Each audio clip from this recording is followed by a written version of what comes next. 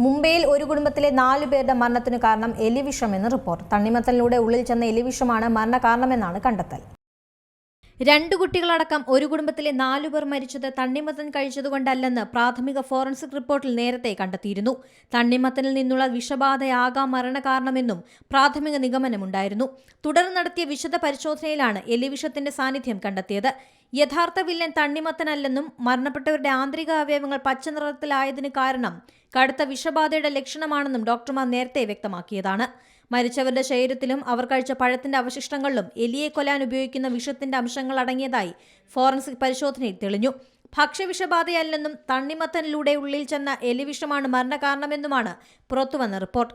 ദക്ഷിണ മുംബൈയിലെ വീട്ടിൽ നടത്തിയ വിരുന്നിൽ ചിക്കൻ പുലാവ് കഴിച്ചതിനു ശേഷം കുടുംബം തണ്ണിമത്തൻ കഴിച്ചിരുന്നു. പിറ്റേന്ന് രാവിലെ ഛർദിയും വയറിളക്കവും കാരണം അവശനിലയിലായതോടെയാണ് 4 പേരെയും ആശുപത്രിയിൽ എത്തിച്ചത്. മണിക്കൂറുകൾക്കുള്ളിൽ മരണത്തിന് കീഴടങ്ങുകയായിരുന്നു. പ്രാഥമിക ഫോറൻസിക് പരിശോധനയിൽ മരിച്ചവരുടെ തലച്ചോറ്, ഹൃദയം, കുടൽ തുടങ്ങിയ ആന്തരിക അവയവങ്ങൾ പച്ചനിറത്തിലായതായി കണ്ടെത്തി. സാധാരണ ഭക്ഷ്യവിഷബാധയേറ്റാൽ അവയവങ്ങൾക്ക് ഇത്തരത്തിൽ നിറം മാറ്റം സംഭവിക്കാറില്ലെന്ന് ഡോക്ടർമാർ ചൂണ്ടിക്കാട്ടിയതാണ്. മുംബൈയിലെ ഒരു കുടുംബത്തിലെ 4 പേരുടെ മരണത്തിന് കാരണം എലിവിഷം എന്ന കണ്ടെത്തലാണ് ഇപ്പോൾ പുറത്തുവരുന്നത്. National desk, C Malayalam news. ഏറ്റവും പുതിയ വാർത്തകളും വിശേഷങ്ങളും വിരൽത്തുമ്പിലറിയാൻ സി മലയാളം ന്യൂസ് എല്ലാ ഡിജിറ്റൽ പ്ലാറ്റ്ഫോമുകളിലും ലഭ്യം.